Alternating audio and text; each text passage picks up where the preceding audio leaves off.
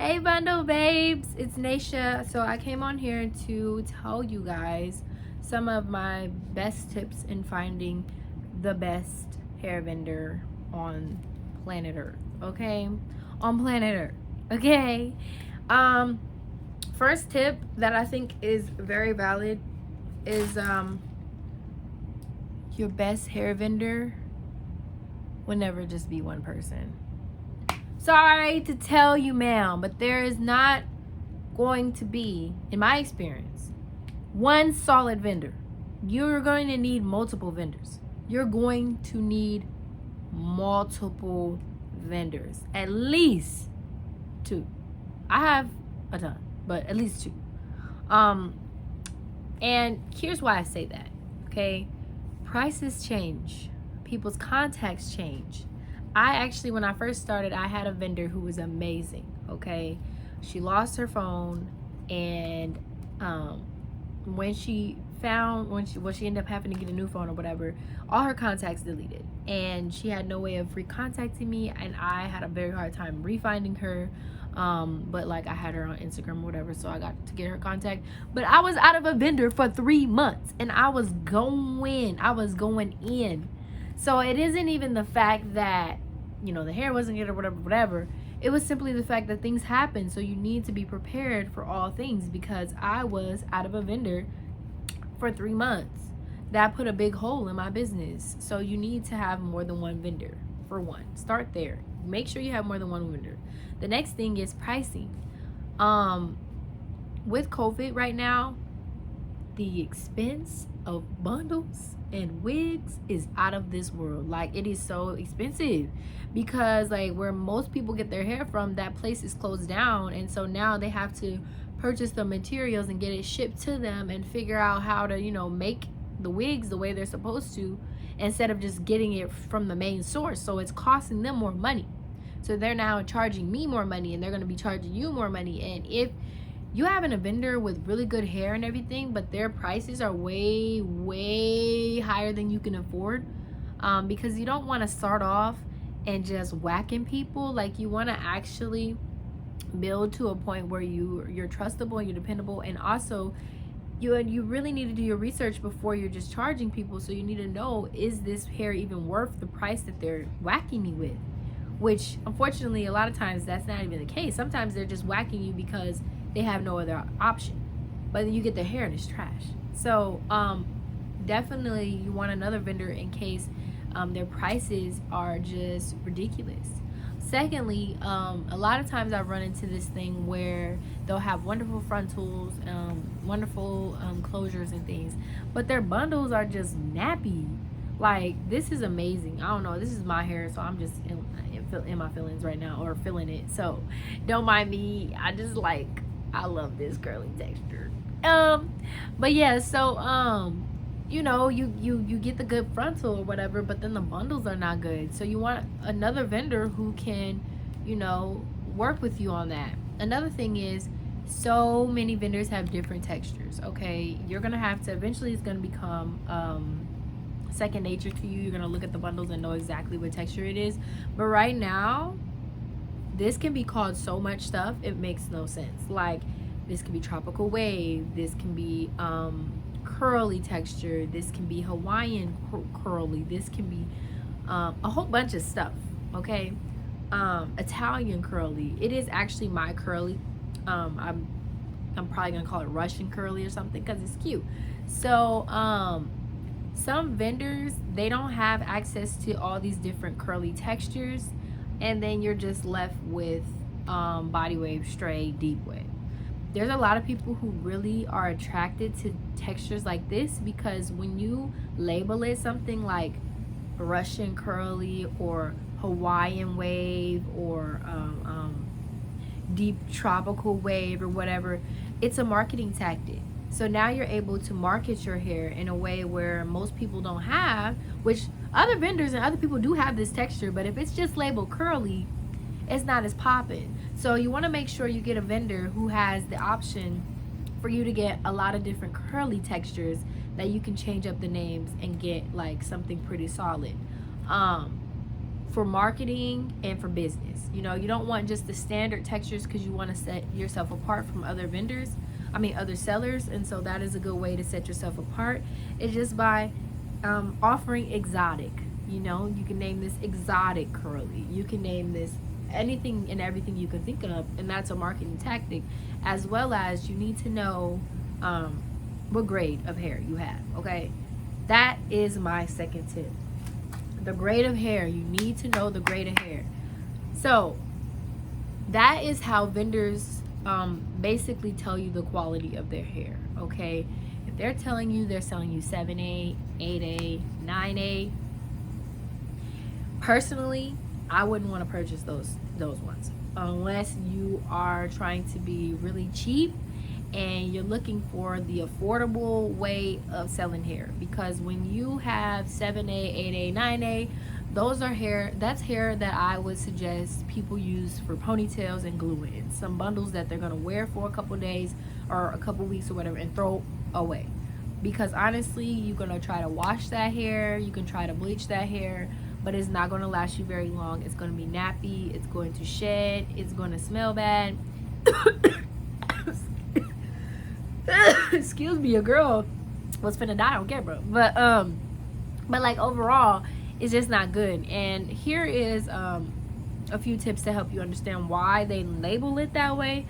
Usually it's based off a couple things. If it's 7A, usually that means that hair has a ton of different donors in it. So there's, instead of just being one donor of people, one hair donor, there's a multiple different people whose hair was, let me tell you, floor hair. So what does floor hair mean? Floor hair means that it's just a ball of hair that is just a whole bunch of random scraps of people's heads from just shedding, and just like matted balls of hair that they take through a machine and like, you know, straighten it out and everything so it can be reused. So now that hair that was floor hair, that's just a whole bunch of nappy scraps, is then put through a chemical process to straighten it or put it in the curly hair or whatever for you to then resell. So it's already was nothing but shedded scraps, and now there's a chemical that's prolonging the time frame that it's going to take for it to get back nappy. You don't want to sell that. You don't want to sell that. If you're selling that, my suggestion to you is do not try to be extremely profitable over that, because honestly, you know, it's not worth the price. So if you're going to sell that hair, you need to let people know this is a quick fix type of thing. If you need some bundles real quick, you just need something for a couple days, I got you. You know, this is my budget line. This is the, I'm gonna keep buying cheap hair from you instead of getting quality hair I could reuse. Like, let your clients know that if you're going to be selling that 7 to 9A hair, that this is the expectation. Okay, now that 10 to 12A is usually one donor. Now you do need to ask these questions because they can still tell you whatever they want to tell you. That's the thing you need to realize. These vendors are not always honest, so they'll go in circles because they honestly don't know either. Because a lot of times they're working for factories and they just take whatever the factories say and say it to you to get the sale. But anyway, this is why you need to educate yourself. So when you're asking them questions, you'll easily find out what vendor knows their stuff and what vendor doesn't. But so yeah, the next thing is that 10 to 12A is usually the single donor, and that literally means that one person's hair was cut out of their head, just like someone went and donated and gave you their hair. Now that's beneficial for if you want to bleach the hair, whatever. So this is like single virgin hair or whatever. If you want to bleach the hair, it's all gonna bleach the same. If you want to color the hair, it's gonna color the same because it all has the same hair person. Now it can get a little tricky because sometimes they'll say it's single donor, sometimes it's not, sometimes it's double drawn, blah blah blah. So double drawn hair means that there are multiple donors and vendors or donors, so more than one person's hair put together to make the bundle, so it's very thick. So a lot of times I know people don't really enjoy something to show you. It just kind of depends on what your clients is looking for. But sometimes when you get to the end, so this one here I would consider single donor, because it's not super thin at the ends. It's still, you know, fairly similar, but you can see that there's a little bit of a difference. But with something that is double drawn, it is going to be, I don't have any on hand right now, but basically it's going to be thick all the way. So it's going to be just like this the whole way, instead of coming down here and then it's just a little bit thinner. But that's because it's coming from one person's head. So unless that person got some real thick hair, this was chopped off of one young lady's head. And this is what I think is better quality in my own personal experience with hair, because this one person's hair is going to react all the same. All of the cuticles are aligned and everything is going the straight way. Versus if you're going to get double drawn or Remy hair, where it's a whole bunch of different vendors, a whole bunch of different hair donors put together. So when you go to color the hair or anything, it might not all color the same. It might not take the same kind of product. And so you just want to make sure that you are educated on what your clients would like and what you personally would enjoy too. Because my suggestion is, if somebody wants really thick hair, I just say, you know what, let's just get another bundle. And if they really want it to be super thick at the bottom, although I do have the option where they can purchase Remy, or they can purchase double drawn. It's just not as good. It's just not as good, honestly. The next thing you need to know about hair vendor testing and things like that is it's more than just how the hair looks. It's about how the hair smells. It's about how the hair feels. It's about how the hair reacts, okay? One thing that a lot of people fail to realize is that not all hair is going to react the same to the same products. You need to know, when you find this quote-unquote great hair vendor, what products work on the hair and what products do not work on the hair, because it's human hair, okay? And just like our own natural hair doesn't like every product, the weave doesn't like every product. So when you are getting out there and you're getting ready to start selling your hair, you also need to start using products on the hair. See how it reacts. For me personally, I figured out that sulfate products will destroy the hair. Like if I put any sulfate on it, the hair will get matted, nappy, it's going to shed. It just does not like that stuff. So I make sure in my hair care instructions I say, you know, use these type of conditioners and shampoos to maintain the curl, to maintain the straightness, to, you know, revive the hair. Because, and then I tell them specifically, do not use these type of products, so that way your clients are very aware of how to maintain and keep up their hair, because you don't want to just sell them something and expect them to know what to do. Unfortunately, clients will not read. One, clients will purchase things they know nothing about because they just want the look. They might not understand the whole process behind it. So you want to be educated enough to let them know what they should and shouldn't do. So if they purchase from you in person, you can have this conversation. And if they do purchase online, you also have that in your hair care page and things like that, so you can protect yourself in case somebody decides, you know what, I'm just gonna do what I want to do with the hair. You know what I'm saying? Yeah, because believe me, I have some interesting stories where people have done some very strange things to their hair and wanted me to be responsible for it. And I'll give you a quick example because this is just hilarious to me. So someone used Dawn dish soap to clean the wig, and it was a color wig. Mind you, I'm pretty sure everybody knows, if you watch TikTok or whatever, that is actually a way you can get rid of the color. Like, you can use Dawn dish soap to get the color out of the wig. Or, you know, let's just be common sense here. Why are we putting Dawn dish soap on our hair? It is not, it's human hair. You know what I'm saying? We're not going to put Dawn dish soap on our own hair, so why are we putting Dawn dish soap on weave? So anyways, this client proceeds to let me know, hey, I washed this wig with Dawn dish soap and the hair color is coming out, and I think that for the price of this wig, the hair color should not be coming out of my wig. And it's been coming out in the showers and stuff. And I'm just thinking to myself, I don't know anyone, and if anyone has, please tell me how so I can educate myself and get better at it. But I don't know anyone who's washed their hair, or I mean got their hair colored, and there was no bleeding. Like, you didn't see it in the shower, you didn't see it on the pillows. Like, I've never heard of anyone who freshly got their hair colored and there was no type of color somewhere else, for one. For two, I am not responsible for you using Dawn dish soap on a wig. So that is where I realized, okay, you have to have very specific rules to help clients understand, okay, here are ways here's the do's and the don'ts of your product.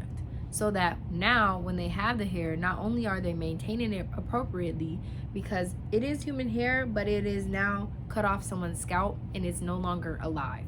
So the things that we're doing now is manipulating it to stay the way we want it to stay. So if we're going to get it to stay the way we want it to stay and we want it to be quality, then we need to educate our clients on how they should do and what they should expect. You know what I'm saying? And yeah, overall, I mean, those are pretty much my top tips. I do suggest that if you're just starting, there's nothing wrong with paying for vendors. But just paying for a big vendors list really doesn't do you much service, because honestly, someone probably could have just Googled vendors and copied and pasted and put it on there, and they're selling it to you. Okay, you want to make sure if you're buying a vendors list, you're buying it from someone who's either profitable already in the hair business, someone who is offering wholesale in their own business, or someone who's personally already went through the list and do know about these vendors, so that now you know, okay, thank you, they're giving me someone who's going to be responsive, because a lot of times those big vendor lists that people sell, they have no idea if those people are going to be responsive, if those people have the same number. Half the time those vendor lists are super old, so some of those vendors might not even be responsive, or some of those vendors are so busy that they never get back to you until 3 days later. And if you're going to run a business with them, you need someone that's going to be responsive. So that's one reason that I would purchase from someone who already kind of knows what's going on. They're going to make sure that they give you people who are responsive, and more than likely they're going to update that list. So that's questions you can ask people too. Are these vendors updated? Are you sure that they're going to be able to contact me? Are you aware of, this vendor's response time? Just don't go buying random vendor lists from people, because a lot of times those are things that you can do yourself. You can Google vendors. You can Google hashtag hair vendor. You can on Instagram. You can get on Alibaba. Everybody knows you can get on Alibaba. You can get on AliExpress, all these other places. I personally don't like too much, because a lot of those vendors are just give me money, and they'll tell you whatever. They'll say weird stuff like, we sell 100% virgin hair, single donor, very full, or I don't know, like that sounds nice, but then you get the hair and it's not what it say it is. So you want to make sure that this vendor also wants to FaceTime you so you can see their the store that they have. You want to ask them about their shipping turnaround times. So you just want to make sure, if you are going to go through a vendors list, that person who is selling that vendors list actually knows a little bit about the vendors first, because usually when someone sells vendors, they could just be trying to get a little side hustle money, or they could genuinely be concerned about you starting your hair business, and they know that these vendors are pretty decent, responsive, and they might be able to help you find what you need. Overall, I think that you guys are doing an amazing job, and I'm very excited for you and your journey. So thanks for tuning in. I do have my own vendors list, so if you're looking for a vendors list, it's going to help you figure out what's the best vendor for you, because you might even want to sell raw hair, which really just means that no chemicals were put on the hair before. Personally, I don't care for raw hair, because if you think about it, because there's no chemicals, that means that it's going to react naturally how it would if it was in its natural state. So that means, like, if you go outside and it is natural wave or whatever, it might throw up into an afro, and that is not something that I want to be selling, because a lot of people want that bone straight look. So I'm okay with the chemical whatever. It just kind of depends on my client and what they want. So I do have the option for raw hair if that's something you want. Remy, virgin hair companies, and just different things. And if it's something you are looking forward to, you could just go to 50shadesofbundles.com. Also, I am my own personal hair vendor, so you will have access to all of the stuff I sell. But now we're at 20 minutes and I need to get up off here. So thanks guys so much for tuning in. Sorry this video was way long, but yeah, I hope this video was helpful. Bye.